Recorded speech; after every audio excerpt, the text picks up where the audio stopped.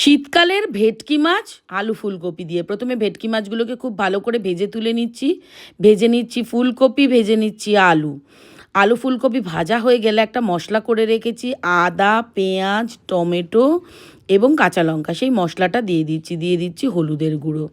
সব মশলা খুব ভালো করে কষিয়ে নিয়ে তার মধ্যে ফুলকপি দিয়ে ভালো করে কষিয়ে নিচ্ছি। এরপর যতটা ঝোল প্রয়োজন ততটা জল দিয়ে দিচ্ছি পরিমাণ মতো লবণ। জল টকবক করে ফুটে উঠলে দিয়ে দিচ্ছি আমাদের ভেজে রাখা মাছগুলো।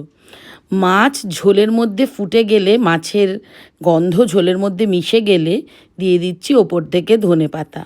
ব্যাস তৈরি আমাদের শীতকালের আলু ফুলকপি দিয়ে ভেটকি মাছের ঝোল। গরম ভাতে জাস্ট দুর্দান্ত। এক থালা ভাত এমনিই সাবার করে দেবেন। খেয়ে দেখুন বন্ধুরা। অনেক রকমভাবে মাছের ঝোল আপনারা খান, তবে কম মশলার এই মাছের ঝোল খেতে মন্দ লাগে না কিন্তু।